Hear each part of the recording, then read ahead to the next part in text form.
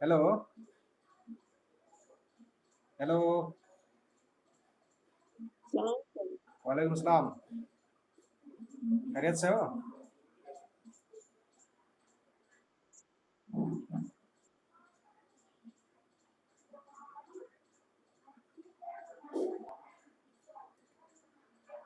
Class शुरू किया जाए? कितने लोग कनेक्ट हुए हैं अभी?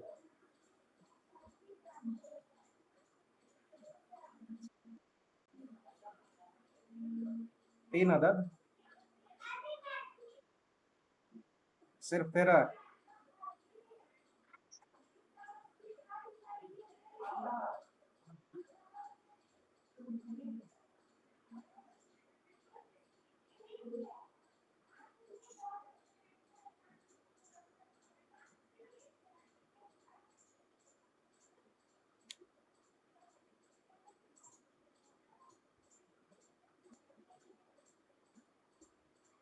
और सब क्या हाल है?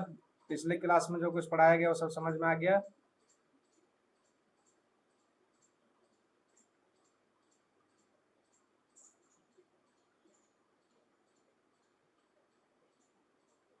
शाहिन, परवीन।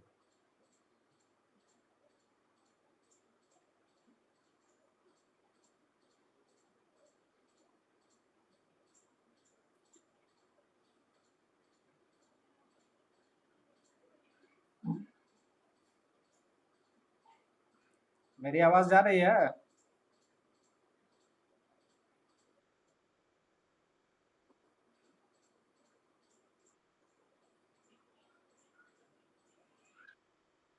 वालेकुम सलाम। खैरियत है? अच्छा, ठीक है। अब कितने लोग कनेक्ट हुए हैं?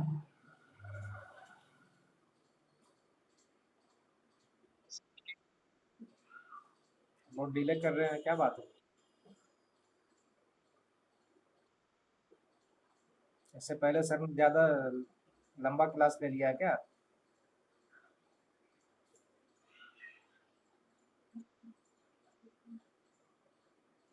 चलो ठीक है, तो आज क्लास शुरू करते हैं। आज हम लोग इस क्लास में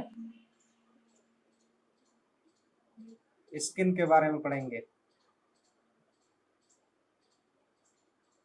स्किन का एग्जामिनेशन करते वक्त कौन कौन से पॉइंट को ध्यान में रख करके जिल्द का इम्तिहान करना चाहिए, क्योंकि जनरल एग्जामिनेशन के दौरान स्किन के एग्जामिनेशन से लोकल या सिस्टमिक डिसीजेज में इससे भी बहुत तरह के तशखीसी सुराग मिला करते हैं, जिससे मर्ज तक रसाई मुमकिन होती है। मर्ज की तशखीस आसान हो जाती है।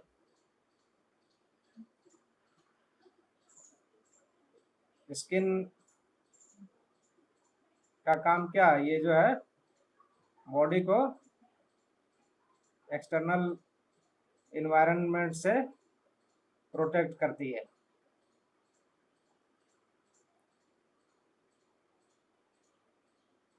और इसका जो टोटल सरफेस एरिया होता है वो 2 मीटर स्क्वायर होता है, और इसका वजन तकरीबन 4 किलो होता है। ठीक है।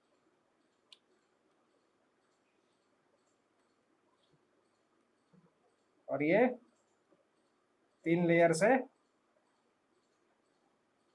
मिलकर बनी हुई होती है।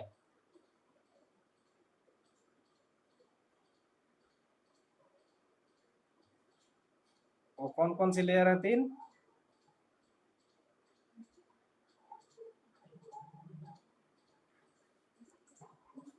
आवाज आ रही है? हेलो। अच्छा, ठीक। स्किन का सरफेस एरिया कितना होता है? 2 मीटर स्क्वायर। और इसका वजन जो होता है एवरेज 4 किलो तक इसका वजन होता है। और ये 3 लेयर से मिलकर बनी हुई होती है। वो 3 लेयर कौन कौन सी है? एपिडर्मिस, डर्मिस और हाइपोडर्मिस। स्किन का फंक्शन क्या है? ये फिजिकल और केमिकल इंजरी से और डिफरेंट इन्फेक्शन से बॉडी को बचाती है। इसी तरह से फ्लूइड के बैलेंस को भी बरकरार रखती है। और स्किन के नीचे जो नर्व फाइबर्स हैं वो मुख्तलिफ तरह के सेंसेशन में अहम रोल अदा करते हैं, जैसे पेन है, टेम्परेचर है। और स्किन जो है इसका और एक फंक्शन क्या है? ये टेम्परेचर के बैलेंस को भी बरकरार रखती है। इसके साथ साथ विटामिन डी का फॉर्मेशन भी स्किन में ही हुआ करती है। तो इस तरह से स्किन एक अहम ऑर्गन है। इसकी वजह से जिस्म का हुस्न जमाल भी बरकरार रहता है। अगर सही कंडीशन में है तो इंसान खूबसूरत दिखाई देता है। इसीलिए जब जनरल एग्जामिनेशन किया जाता है, अमूमी इम्तिहान करते हैं, तो जिल्द का मुआयना करते हैं और मुख्तलिफ नुकात और पॉइंट्स को जहन में रख करके एग्जामिनेशन किया जाता है, जिससे कई तरह के अमराज की तशखीस में बहुत आसानी मिला करती है। स्किन के एग्जामिनेशन में क्या देखना चाहिए? कलर देखना चाहिए। स्किन कलर के जो पेशेंट है उसके स्किन की रंगत कैसी है, उसकी जिल्द की रंगत कैसी है। मुख्तलिफ इलाके और मुख्तलिफ हिस्सों में अलग अलग आबो हवा के असर की वजह से जिल्द की रंगत भी अलग अलग पाई जाती है। जो लोग गर्म इलाके में रहते हैं या धूप वगैरह में ज़्यादा काम करते हैं, उनकी जिल्द की रंगत जो होती है, स्किन कलर किस तरह हो जाती है? स्याही माइल हो जाती है, ब्लैकिश हो जाती है। ठीक है। जबकि ऐसे अफराद जो ठंडे मकामात पर अपनी रिहाइश इख्तियार करते हैं, उसकी जिल्द की रंगत निस्बतन दिगर इलाके के लोगों के वो सफ़ेदी माइल हुआ करते हैं। जैसे कश्मीर के लोगों को देखोगे तो वो उसका जो गोरापन है उसमें एक अलग रंगत पाई जाती है। इसके साथ साथ मिलेनिन की कमी और ज़्यादती की वजह से भी जिल्द की रंगत में या स्किन के कलर में फ़र्क पड़ता है। और कई तरह के अमराज हैं जिसमें जिल्द की रंगत नॉर्मल से एबनॉर्मल हो जाया करती है। मिसाल के तौर पर एनीमिया में जिल्द की रंगत कैसी हो जाती है? पेल कलर। एनीमिया में, हिमरेज में, शॉक में जिल्द की रंगत जो है पेल हुआ करती है। और जॉन्डिस की मुख्तलिफ किस्मों में जिल्द की रंगत जो है तब्दील होकर के मुख्तलिफ तरह की हो जाया करती है। हीमोलाइटिक जॉन्डिस में स्किन का कलर कैसा होता है?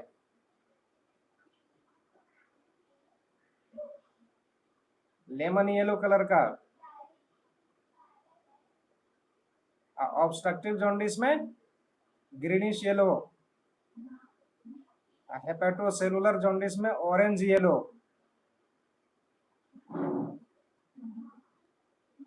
इसके साथ साथ साइनोसिस में जिल्द की रंगत नीली हो जाती है, ब्लूइश कलर हो जाती है। और साइनोसिस के मुख्तलिफ असबाब, कार्डियो रेस्पिरेटरी और अदर काजेज हमने डिटेल में साइनोसिस को जिस दिन पढ़ा था उस दिन हमने उसको तफसील से बयान कर दिया था। इसके साथ साथ जिल्द पर सुर्खी भी पाई जाती है। एक्यूट इन्फ्लामेशन में इन्फ्लेम्ड स्किन किस तरह दिखाई देती है? रेडिश। और भी दिगर कैफियत हैं, गैर तबी कैफियत हैं जिसमें जिल्द की रंगत सुर्खी माइल हो जाती है, जैसे सनबर्न वगैरह में।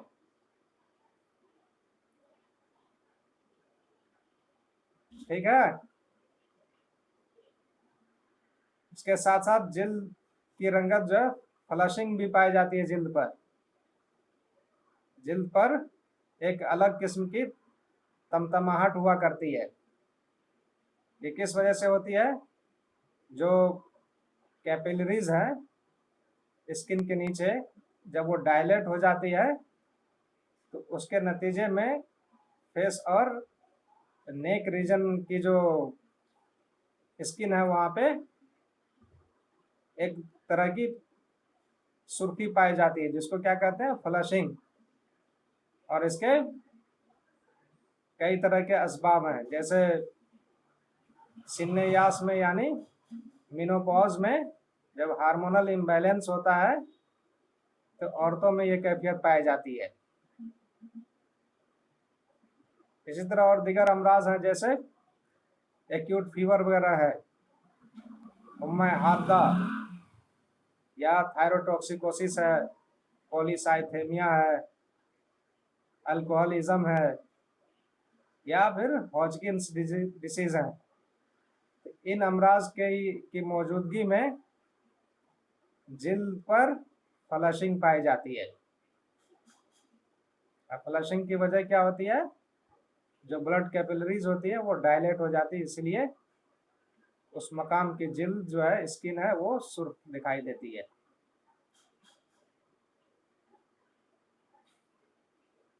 इसी तरह हम लोगों को जिल्द के इम्तिहान के दौरान, स्किन के इम्तिहान के दौरान ये भी देखना चाहिए कि जिल्द हाइपर पिगमेंटेड है या हाइपो पिगमेंटेड। बहुत सारी बीमारियों में जिल्द की रंगत तब्दील हो जाती है और तभी से ज़्यादा उसके अंदर स्याहीपन आ जाती है। तो इसके मुतअद्दिद असबाब हैं। मिसाल के तौर पर एंडोक्राइनल डिसीज जैसे thyrotoxicosis, Cushing syndrome, Addison's disease. इन अमराज का ताल्लुक जो है एंडोक्राइन सिस्टम से है। इसी तरह से बाज़ वो अमराज जिनका ताल्लुक माल न्यूट्रिशन से है, नक्शे तग़ज़िया से है, उसमें भी जिल्द की रंगत तब्दील हो जाती है, हाइपर पिगमेंटेड जिल्द पाई जाती है उसमें, जैसे कवाशिरकर, पेलेग्रा, या और भी बाज़ बीमारियां जैसे मेटाबॉलिक डिसऑर्डर वगैरह, हीमोक्रोमेटोसिस, और बाज़ जिल्दी अमराज जहाँ स्किन की डिजीज़ हैं उसमें भी जिल्द की रंगत जो होती है कैसी हाइपर पिगमेंटेड हो जाती है, जैसे लाइकन प्लानस में या फिर न्यूरोफाइब्रोमेटोसिस वगैरह में जिल्द कैसी होगी? Hyper pigmented. इसके अलावा मिसलेनियस काजेज हैं, जैसे पर्निशियस एनीमिया है, कैंसर है, या फिर लू वगैरह लग जाए या रेडिएशन का शिकार हो जाए। तो इन अमराज और गैर तबी कैफियत की मौजूदगी में स्किन जो होती है हाइपर पिगमेंटेड होती है। कभी कभी या बाज़ अमराज में जिल्द की रंगत जो होती है तभी से कम हुआ करती है। यानी जिल्द का स्किन का कलर कैसा हो जाता है? हाइपोपिगमेंटेड। जो तभी रंगत होती है उससे कम हो जाती है। मिसाल के तौर पर अगर पैदाइशी किसी की जिल्द की रंगत तभी के खिलाफ होती है, सफेदी माइल होती है, तो उसको क्या कहते हैं? एल्बिनिज्म। उसको एल्बिनिज्म कहते हैं। और जब जिल्द पर किसी खास मकाम पर पिगमेंटेशन नहीं होता है तो उसको पीबाल्डिज्म कहते हैं। लिपोडर्मा में भी जिल्द की जो तभी रंगत होती है वो खत्म हो जाती है।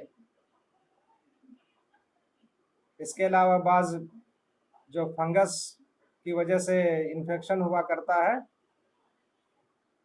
फंगल इन्फेक्शन में भी जिल्द में गैर तभी रंगत पाई जाती है, तभी से कम कलर जिल्द में दिखाई देती है। लेप्रोसी वगैरह में भी स्किन जो है हाइपोपिगमेंटेड हुआ करती है।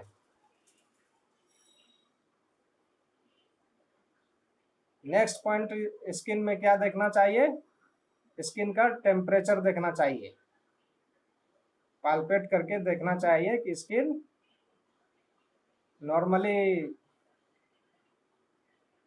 नॉर्मल टेम्परेचर है जिल्द की या रेज्ड है।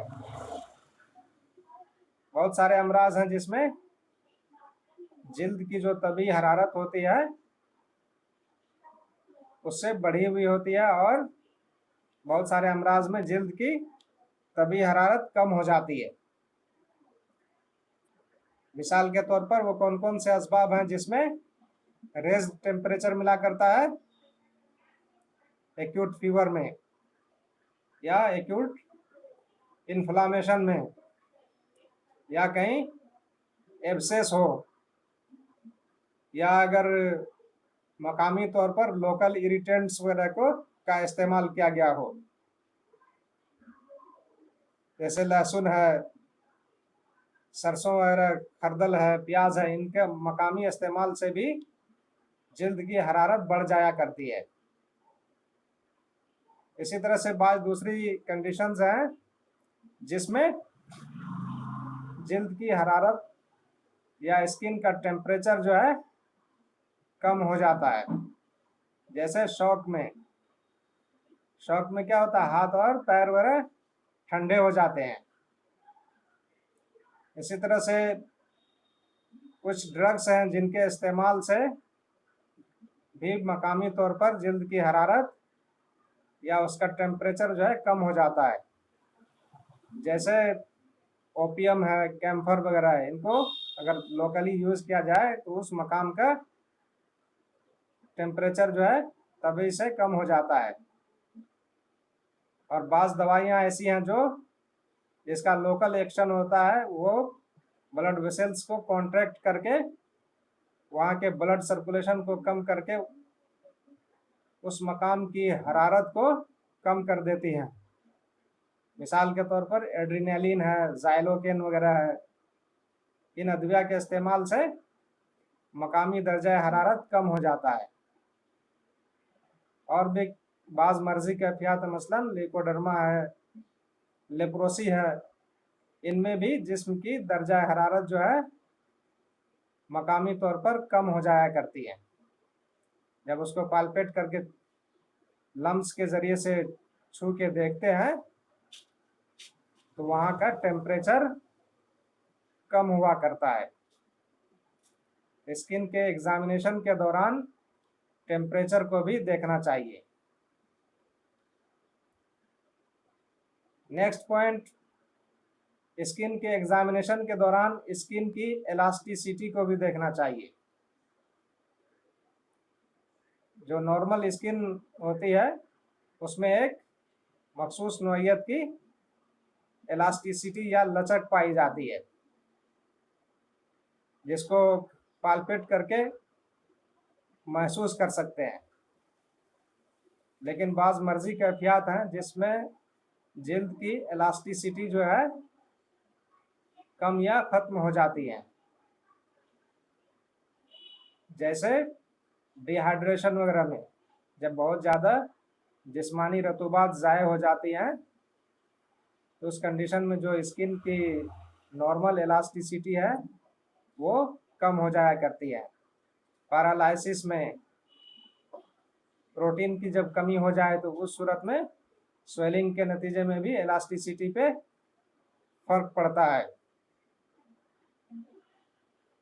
कैंसर वगैरह में, स्क्लेरोडर्मा में जिल्द की या स्किन की जो इलास्टिसिटी है वो मुतासिर हो जाती है।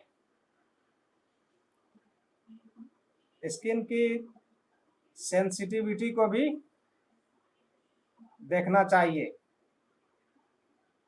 क्योंकि स्किन के नीचे जो नर्व एंड्स होते हैं वो पेन को, टेम्परेचर को महसूस करते हैं।